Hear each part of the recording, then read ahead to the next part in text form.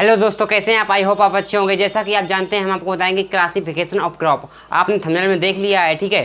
अब होता क्या है, जो हम लोग बीएससी एग्रीकल्चर में होते हैं तो हम लोगों को कॉलेज में इंग्लिश में पढ़ाया जाता है, तो हम लोगों को कुछ समझ में नहीं आता। इसीलिए हमने डिस्कशन करके हिंदी में आपको बताया, समझाने की कोशिश की है। आपको सब कुछ समझ में आएगा हिंदी में, बस आज के एंड तक बने रहिए, ठीक है। आपको पूरा स्टेप बाय स्टेप क्लियर हो जाएगा सब, ठीक है। जैसे कि क्लासिफिकेशन ऑफ क्रॉप, ठीक है, यानी कि फसलों का दोस्तों वर्गीकरण, यानी कि फसलों का किस प्रकार से वर्गीकरण किया गया है। जैसे कि सबसे पहले नंबर पे आता है सीज़न, यानी कि ऋतुओं के आधार पर। धान, मक्का, है ना, बाजरा, जैसे कि आती है खरीफ, रबी, जायद, यानी कि इनको मौसम के आधार पर, यानी कि सीज़न के आधार पर बांटा गया है, ठीक है। जैसे कि खरीफ, रबी, जायद, ठीक है। धान इसमें आता है, गेहूँ इसमें आ जाता है, खरबूजा इसमें आ जाता है। तो एक साल में 3 फसलें, जैसे कि आपको पता ही होगा, सीज़न एक साल में 3 ऋतुएं होती हैं, खरीफ, रबी, जायद। तो सबसे फर्स्ट नंबर पर सीज़न के आधार पर बांटा गया, ठीक है। नेक्स्ट है दोस्तों लाइफ साइकिल, यानी कि दोस्तों जीवन चक्र के आधार पर। जीवन चक्र क्या, आपने ए भी पढ़ा होगा, है ना, 11th एग्रीकल्चर में। जैसे कि एनुअल 1 वर्षीय, द्विवर्षीय बाई एनुअल और पेरिन एनुअल बहुवर्षीय। यानी कि दोस्तों 1 वर्षीय के तात्पर्य है जो अपना लाइफ साइकिल फसल, जो अपनी फसल लाइफ साइकिल 1 वर्ष में पूरा कर लेती है, इसे हम 1 वर्षीय कहते हैं। जैसे कि गेहूँ, धान, मक्का आपके आसपास ही एग्जाम्पल है। तो ये अपना जीवन काल जो है ना 1 वर्ष के अंदर अंदर ही पूरा कर लेती हैं, ठीक है। नेक्स्ट है दोस्तों द्विवर्षीय, यानी कि बाई एनुअल, यानी कि जो अपनी फसलें 2 साल में अपना जीवन चक्र जो है ना 2 साल में पूरा करती है। यानी कि फर्स्ट ईयर में उनकी ग्रोथ होती है अच्छे से, ठीक है, और सेकेंड ईयर में अपना वो पुष्पन फलन देती हैं, ठीक है। नेक्स्ट है दोस्तों पेरी एनुअल, यानी कि बहुवर्षीय।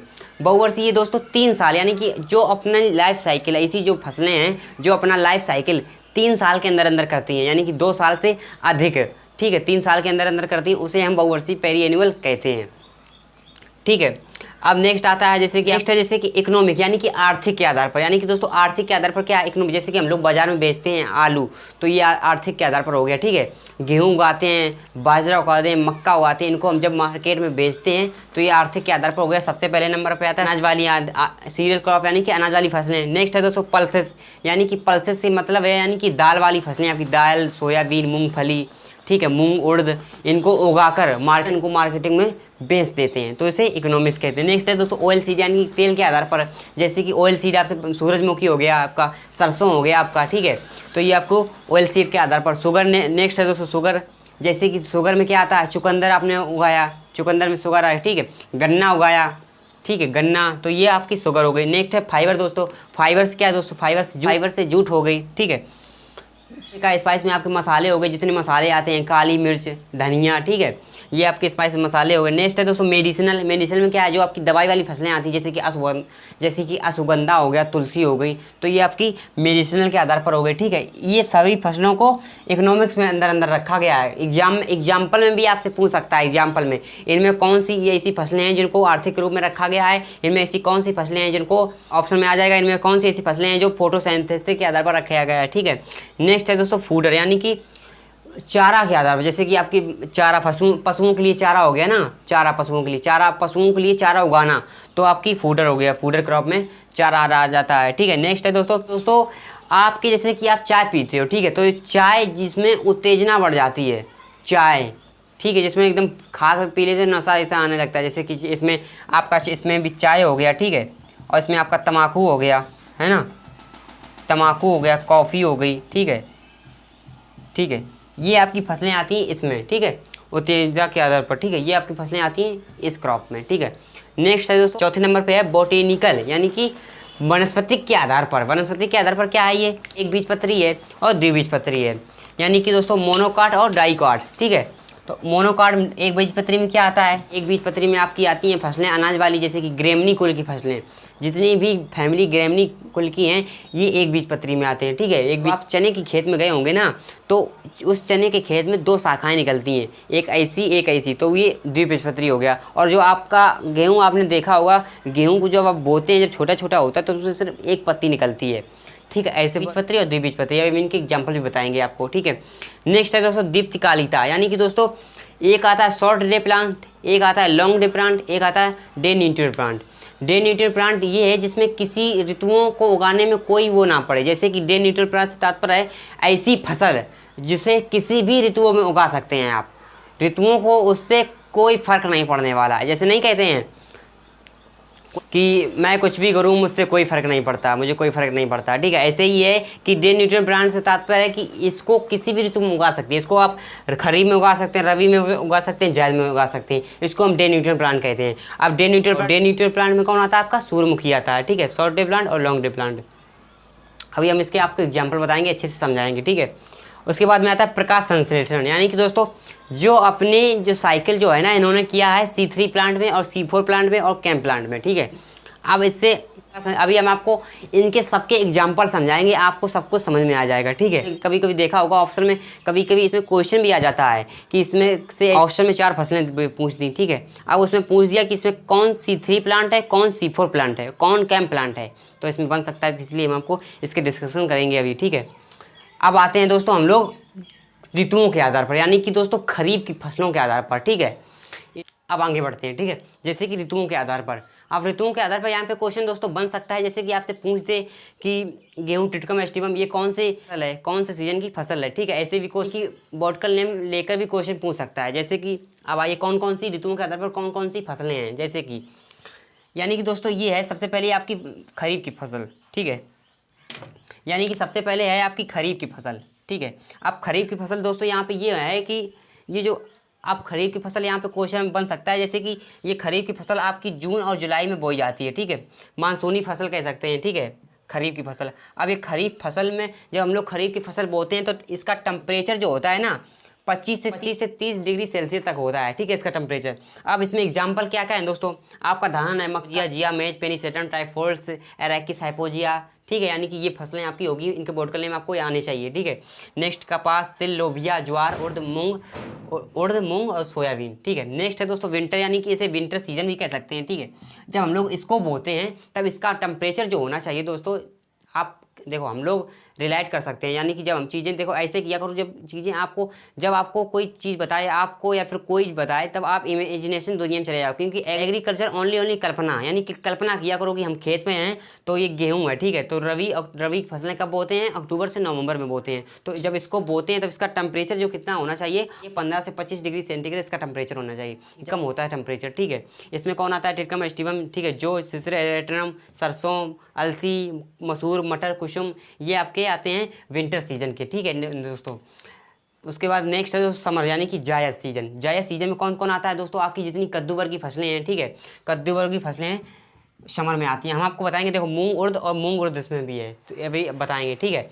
उसके बाद में जायद में आता है ये जायद। उसके बाद में जब इसको हम लोग बोते हैं तो इसका टेम्परेचर जो दोस्तों 30 सेंटीग्रेड से अधिक होता है, ठीक है, जब हम लोग इसको बोते हैं। मार्च अप्रैल में बोते हैं तो मार्च अप्रैल में इसका टेम्परेचर 30 डिग्री से अधिक ही होता है, ठीक है। नेक्स्ट है दोस्तों, अब हम बात करते हैं कि जैसे कि मूंग और उर्द, इसको हम लोग दोस्तों खरीफ में भी उगा सकते हैं और इसको हम लोग जायद में भी उगा सकते हैं, ठीक है। दोनों ऋतुओं में इसको हम उगा सकते हैं। जैसे कि आपकी एक मक्का है, ठीक है। अब इसमें आ जाए कि मक्का ऐसी कौन सी फसल जिसमें, क्योंकि आपको तो पता ही होगा मक्का को हम लोग खरीफ में उगाते हैं और रबी में भी उगाते हैं और इसको जायद में भी उगाते हैं, ठीक है। और लेकिन सबसे अच्छा जो प्रोडक्शन होता है मक्का का, सबसे कौन सी ऋतुओं में मक्का को उगाकर सबसे ज़्यादा उत्पादन कर सकते हैं, वो कौन सी ऋतु है? रबी में, ठीक दोस्तों, रबी में मक्का को उगाकर हम लोग ज़्यादा उत्पादन कर सकते हैं, ठीक है। अब नेक्स्ट है दोस्तों सीजन के आधार पर। दोस्तों अब बताते हैं आपको जीवन चक्र के आधार पर, ठीक है। जीवन चक्र के आधार पर जैसे कि हमने आपको बताया था अभी खरीफ, रबी, जायद, तो ये एक वर्षीय थी। तो एक वर्षीय यानी कि एनुअल, यानी कि एक वर्ष, यानी कि दोस्तों एनुअल हमने आपको जो फसलें एक वर्ष में अपना जीवन काल पूरा कर लेती हैं, ठीक है। खरीफ जैसे कि धान है, ये धान है 4 महीने में अपनी लाइफ साइकिल पूरा कर लेती है, ठीक है। उसके बाद में आपकी रबी है, ये भी 4 महीने में अपनी लाइफ साइकिल पूरा कर लेती है, ठीक है। ये जायद है, ये 3 महीने में कर लेती है, ठीक है। अब दोस्तों मतलब कहने का मतलब ये है जो अपना लाइफ साइकिल, अपना जीवन काल सिर्फ एक वर्ष के अंदर अंदर पूरा कर लेती है, उसे हम एक वर्षीय कहते हैं। तो ये आपके जैसे कि अभी हमने आपको बताया था खरीफ, रबी, जायद, इनके एग्जाम्पल बताए थे, जो इनके जितने भी एग्जाम्पल आपको बताए थे रबी, खरीफ, जायद के, वो सब एनुअल एक वर्षीय फसलों में आते हैं, यानी कि इसमें एनुअल में आते हैं, ठीक है। अब बात करते हैं द्विवर्षीय की। द्विवर्षीय में आता है आपका शुगर कैन दोस्तों, ठीक है, शुगर बैन। उसके बाद में आता है शुगर बीट, चुकंदर, गन्ना, ये आपके 2 वर्षीय में आते हैं, ठीक है। यानी कि इनको एक साल इनकी वनस्पति वृद्धि प्राप्त होती है, दूसरी साल इनका प्रोडक्शन अच्छे से होता है। जैसे कि ये हो गए ओनियन, कैबेज, कलीफ्लावर, जैसे कि हम लोग, अब क्वेश्चन यहाँ से है जिससे कि सब्जी के रूप में हम लोग खाते हैं तो इनको खाते हैं। अगर हम इनका सीड उत्पादन करेंगे, अगर इनका हम बीज उत्पादन करेंगे तो 1 साल से ज़्यादा का समय लग जाएगा, ठीक है। ये आपके हो गए द्विवार्षिक।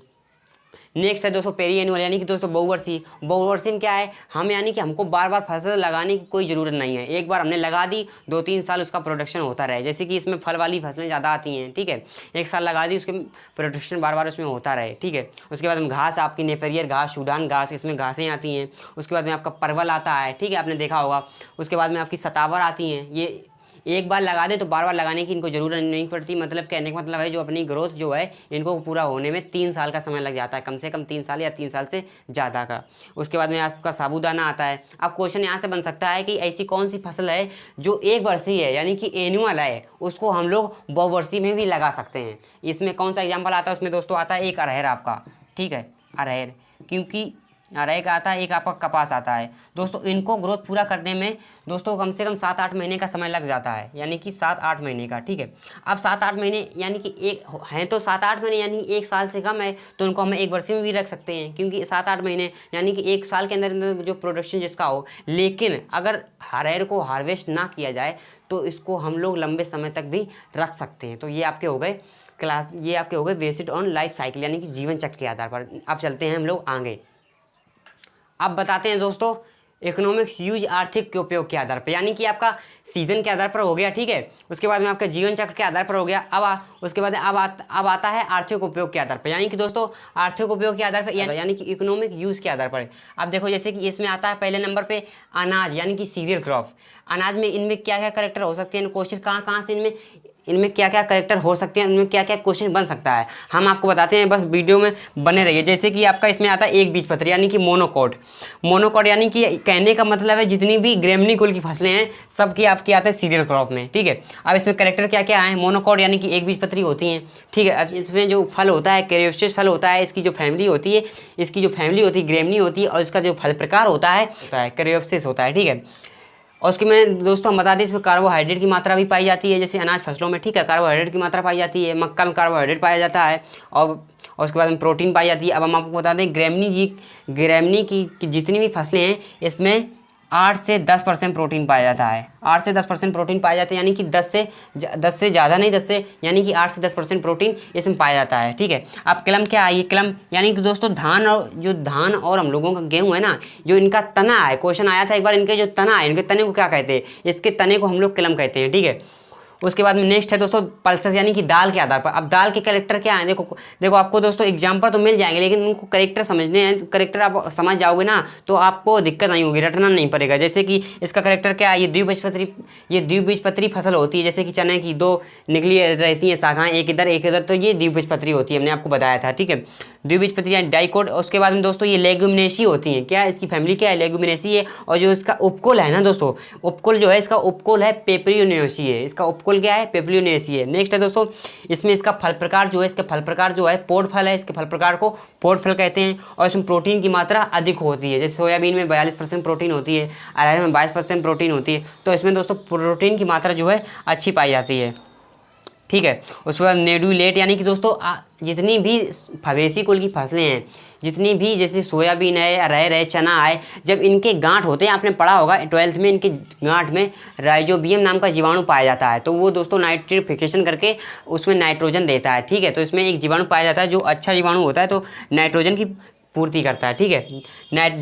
नेक्स्ट है ऑयल सीड यानी कि तिलहनी फसलें। अब इसमें क्या करेक्टर है, इसमें दोस्तों करेक्टर क्या है, इसमें मेथ्योनिन की ज़्यादा मात्रा होती है, इसमें मेथ्योनिन की मात्रा ज़्यादा होती है, और इसमें सल्फर की मात्रा भी ज़्यादा होती है, इसमें सल्फर। उसके बाद में प्यूफा एक बहुत ही अच्छा पदार्थ है हमारे लोगों के लिए, जैसे कि प्यूफा का एग्जाम्पल है सबसे अच्छा सूर्यमुखी, सनफ्लावर प्यूफा का सबसे अच्छा एग्जाम्पल है, ठीक है। प्यूफा का सबसे अच्छा एग्जाम्पल है सूर्यमुखी,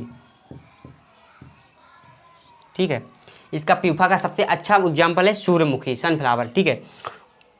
अब आते हैं दोस्तों ये हो गए आपके। अब आते हैं फाइबर के आधार पर, यानी कि दोस्तों फाइबर यानी कि आपकी रेशे वाली फसलें, जैसे कि जूट हो गया, कपास हो गया, ठीक है। इसमें सेलुलोज की मात्रा पाई जाती है, जितने भी जैसे पेड़ है, ठीक है, इसमें पेड़ वनस्पति जैसे है, वनस्पति जो जितनी भी पदार्थ हैं इसमें सेलुलोज की मात्रा पाई जाती है। तो एग्जाम्पल में आ जाता है कि इसमें कौन सी सबसे ज़्यादा अधिक पदार्थ कौन पाया जाता है, सेलुलोज पाया जाता है, जूट और इसमें कपास में, रेशे वाली फसलों में सेलुलोज पाया जाता है। आते हैं हम लोग अब शर्करा के आधार पर, यानी कि शर्करा में क्या क्या आता है, आपका गन्ना आ गया, उसके बाद में चुकंदर आ गया, यानी कि शुगर कैन और शुगर बीट आपका इसमें शर्करा के आधार पर आ गया, ठीक है। नेक्स्ट है दोस्तों फूडर चार यानी कि दोस्तों लेग्यूम या नॉन लेग्यूम। अब लेग्यूम नॉन लेग्यूम से क्या तात्पर्य है, जो लेग्यूम यानी कि जिसमें प्रोटीन पाई जाती है उसमें हम लेग्यूम कहते हैं, और जिसमें प्रोटीन की मात्रा नहीं होती उसमें प्रोटीन उसे हम नॉन लेग्यूम कहते हैं। जैसे कि आपके इसमें नॉन लेग्यूम जई हो गया आपका, है ना, जई आपको जानवरों को खिलाया जाता है जई, उसके बाद लेग्यूम क्या है जो प्रोटीन वाले चारे जानवरों को खिलाए जाते हैं, तो उसमें प्रोटीन की मात्रा चली जाती है। नेक्स्ट है दोस्तों उद्दीपक फसलें यानी कि इनको ग्रहण करने से उद्दीपक यानी कि इनको ग्रहण करने से उत्तेजना प्रकट होती है, यानी कि नशा ऐसा आ जाता है। जैसे कि आपका चाय, इसमें चाय हो गया, ठीक है,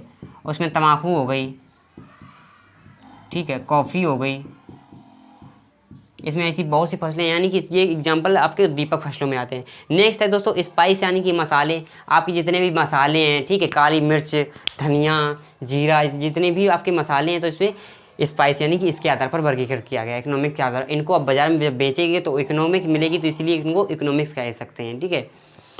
तो बढ़ते हैं नेक्स्ट पे। हमने आपको सीजन के आधार पर बता दिया, उसके बाद में आपको लाइफ साइकिल के आधार पर बता दिया, उसके बाद में आपको हमने आर्थिक के आधार पर बता दिया यानी कि इकोनॉमिक्स के आधार पर बता दिया। अब हम आपको बताएंगे बॉटनिकल क्लासिफिकेशन यानी कि वनस्पति वर्गीकरण। इनमें बहुत इंपॉर्टेंट, ये दोस्तों इतना इंपॉर्टेंट है क्योंकि इसमें लेग्यूमिनेसी, मोनोकॉट्स में बहुत सारी आते हैं। हमने यहाँ पे एग्जाम्पल सब लिख दिए हैं और अच्छे से हम आपको बस समझाने की जरूरत है, आपको सब कुछ समझ में आ जाएगा, बस स्टेप बाय स्टेप समझते रहिए। चलो स्टार्ट करते हैं। जैसे कि अब पहले आता है स्पर्मेटाफाइटा यानी कि पुष्प उत्पन्न करने वाले ऐसे पौधे जिनमें बीज का निर्माण होता है, उसे हम स्पर्मेटाफाइटा कहते हैं। अब इसको दोस्तों दो भागों में बांटा गया है, ठीक है। दो भाग कौन है, एक दोस्तों ये है, एक दोस्तों ये है, ठीक है। जिम्नोस्पर्म, एक दोस्तों है एंजियोस्पर्म, ठीक है। अब जिम्नोस्पर्म इसमें क्या आता है, जिम्नोस्पर्म दोस्तों सबसे पहले जिम्नोस्पर्म समझ लीजिए, ये नग्न बीजी होते हैं, ये आवृत बीजी होते हैं, इनमें कोई आवरण नहीं पाया जाता है, ठीक है। नेक्स्ट है दोस्तों एंजियोस्पर्म यानी कि आवृत बीजी, इनमें आवरण पाया जाता है, इनके बीज में आवरण पाया जाता है, ठीक है। अब दोस्तों इनको एग्जाम्पल जो एंजियोस्पर्म है ना, इसको दो भागों में बांटा गया है, एक दोस्तों मोनोकॉट, एक डाइकॉट। अब इसको दोस्तों आपको ये वर्ड पढ़ते पढ़ते आपको समझ में आ गया कि मोनोकॉट एक बीजपत्री होते हैं और डाइकॉट दो बीजपत्री होते हैं। अब दोस्तों मोनोकॉट में एग्जाम्पल क्या क्या, अब एग्जाम्पल ध्यान समझिए, ठीक है। हमने एग्जाम्पल क्या क्या रखे हैं दोस्तों। अब इसमें सबसे पहले क्वेश्चन, बहुत क्वेश्चन कहाँ से बन सकता है देखना। ग्रेमनीकुल, ठीक है, सबसे पहले मोनोकॉट में आता है आपका ग्रेमनीकुल, आपको तो पता ही मोनोकॉट में ग्रेमनीकुल आता है, ठीक है। उसके बाद में आपका लिलिएसी आता है, उसके बाद में आपका अमरीडेसी आता है, नेक्स्ट है दोस्तों एरिकेसी आता है, ठीक है। उसके बाद में आपका डाई एकरेडेसी आता है, नेक्स्ट है आपका म्यूशेसी आता है, ठीक है। उसके बाद में आपका ब्रोमोलेसी आता है, अब ये आता है एरिकेसी यानी कि इसके। अब ये जो तीन है आपके, ये देखो केला और पाइनएप्पल यानी कि नारियल, ये आपके फल वाले हैं, ठीक है। ये फल विज्ञान से यानी कि फल में है, देखो एरिकेसी में नारियल। अब इसमें क्वेश्चन बन सकता है, एग्जाम में आ सकता है कि प्याज किस फैमिली में आता है, इसमें आ सकता है सुपारी किस फैमिली में आता है, ठीक है। इसमें आता है टमाटर किस फैमिली में आता है, टमाटर यानी कि इसमें जिमिकन अरबी। अब इसमें यहाँ से आ सकता है जिमिकन अरबी, ये मोनोकॉट में आता है या डाइकॉट में आता है, सबसे पहले तो ये आता है मोनोकॉट में। अब क्वेश्चन यहाँ से बन सकता है कि ये किस फैमिली में आता है, तो जिमिकन फैमिली, ये एरिकेसी में आता है, ठीक है। अब इसके हमने आपको एग्जाम्पल अच्छे से बता दिए हैं कि ग्रेमनी का एग्जाम्पल है अनाज, और लिलिएसी का है दोस्तों सतावर, ठीक है। उसके बाद अमरीडेसी का दोस्तों आपका प्याज लहसुन है, ठीक है। उसके बाद में आपका जिमिकन यानी कि एरिकेसी में आपका जिमिकन और अरबी है, ठीक है दोस्तों। उसके बाद में आपका डाइकेडेसी में आपका रतालू है, आपने सब देखा होगा आपका। उसके बाद म्यूशेसी आपके फल विज्ञान से आते हैं, म्यूशेसी में आपका केला है, और ब्रोमोडेसी में आपका पाइनएप्पल यानी कि अनानास है। उसके बाद एरिकेसी यानी एरिकेसी का दूसरा नाम पौमी भी कह सकते हैं। इसको में आता है नारियल, खजूर और सुपारी, इसमें आता है आपका नारियल, खजूर और सुपारी। अब दोस्तों के बाद में आता है डाइकॉट में आता है। अब डाइकॉट में क्या क्या आ सकता है दोस्तों, एक चीज़ याद रखने के लिए, क्योंकि आप इसको भी याद रख नहीं सकते क्योंकि बहुत है इसको, तो एक चीज़ को याद रखिए आप, एक बीज यानी कि मोनोकॉट की जितनी भी फैमिली है, मोनोकॉट की जितनी फैमिली है और मोनोकॉट की जितने एग्जाम्पल हैं, ये आप याद कर लीजिए। और जो इसमें एग्जाम्पल नहीं है दोस्तों, जो इसमें एग्जाम्पल नहीं है वो सारे आ जाएंगे आपके डाइकॉट यानी कि डाइकॉट फैमिली में और इसके एग्जाम्पल में। तो आपको यह सारे एग्जाम्पल याद करने की जरूरत नहीं है, हमने जैसे याद किया था वैसे हम आपको बता रहे हैं कि आप दोनों याद करने की जरूरत नहीं है। क्या फायदा, कंफ्यूजन होगा, तो एक आप याद कर लीजिए, मोनोकॉट की फैमिली आप याद कर लीजिए, उसके बाद के इसके एग्जाम्पल आप याद कर लीजिए, तो आपको सब कुछ समझ में आ जाएगा, ठीक है। उसके बाद में डाइकोट तो जितने इसमें मोनोकॉर्ड में ना हो तो वो समझ जाइए कि इसमें डाइकोट में है, यानी कि डाइकोट फैमिली, यानी कि इसके फैमिली के एग्जांपल में, तो सारे एग्जांपल याद करने की जरूरत नहीं है। नेक्स्ट है आपका लेग्यूमिनेसी। अब लेग्यूमिनेसी के क्या एग्जांपल है आपको तो पता ही होगा, दाल वाली जितनी फसलें हैं सबका लेग्यूमिनेसी का एग्जांपल है, ठीक है। उसके बाद में आपका सोलेनेसी। अब सोलेनेसी का एग्जांपल क्या है, टमाटर, बैगन, मिर्च, आलू, ये आपका सोलेनेसी की एग्जांपल है, आपको तो पता ही होगा, है ना। नेक्स्ट है उसके बाद मालवेसी। मालवेसी में कपास, भिंडी, देखो हम लोगों ने पढ़ा तो सब है, वही है कि रिवाइज करने की जरूरत है। हम लोगों ने ये सब कुछ पढ़ चुके थे, हम लोग फर्स्ट टाइम भी पढ़ चुके थे, है ना। उसके बाद में भिंडी, कपास, मालवेसी। मालवेसी में क्या दोस्तों आता है, मालवेसी में भिंडी, कपास, ठीक है, इसके एग्जांपल है। नेक्स्ट है दोस्तों कंपोजिटी। कंपोजिटी में आपका सूर्यमुखी आता है ना। नेक्स्ट है दोस्तों कुकर क्रूसीफेरी। क्रूसीफेरी में आपका सरसों और फूलगोभी, पत्ता गोभी, जो क्रूसीफेरी कोल क्राफ्ट की फसलें हैं उसमें आपका क्रूसीफेरी में आता है सरसों और फूलगोभी। नेक्स्ट है पेडियोलोसी। पेडियोलोसी में आपका तिल आता है। पेडियोलोसी में क्या आता है दोस्तों, इसके आप एग्जाम्पल बहुत अच्छे से याद कर लीजिए, क्योंकि एग्जाम कंपटीशन में एग्जाम्पल ही पूछे जाते हैं। तो हमने आपको बता ही दिया है कि मोनोकॉट के एग्जाम्पल और फैमिली याद कर लीजिए, और जो इसमें नहीं है वो समझ जाइए कि डाइकोड में है, ठीक है। नेक्स्ट है दोस्तों टिलिएसी। टिलिएसी में आपका जूट आता है, ठीक है, एग्जाम्पल आपका जूट है।